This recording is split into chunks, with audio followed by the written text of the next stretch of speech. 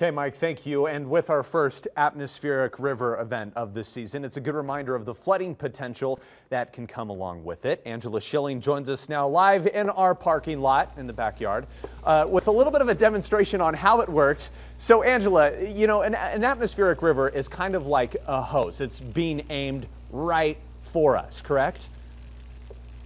Yeah, it really is. It basically is because there's a lot of moisture. It also has a lot of power. But what's different between this year and last year is we really just didn't have a lot of water in the bucket or in storage. But this year we already have a decent amount of water in the bucket or in storage. As you can see, the water line's about right there. With sandbags out front, Lemon Valley resident Scott Novak is not looking forward to the winter season. In fact, he's still remodeling his house from last year's flooding. On a scale from 1 to 10, how worried are you about it? Probably about a 9. He has a reason to worry. See, his house was flooded clear to the top of the bottom of the subfloor. He's gone through a lot, and unfortunately, with more water left over from last season, the threshold for flooding is somewhat lower this time around. We will still need significant warm, wet events to get to flooding, but we might get there a little sooner, might not take quite as severe an event. Mainly because there's more water to begin with. This graphic shows how much was in each of our basins back in 2016.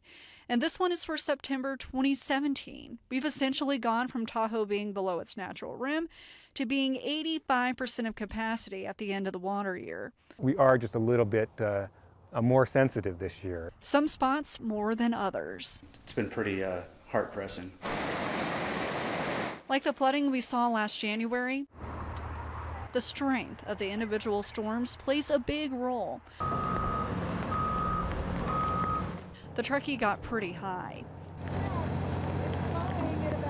I would say relative to last year, the Truckee system is more sensitive than others just because it has so much more water in those reservoirs.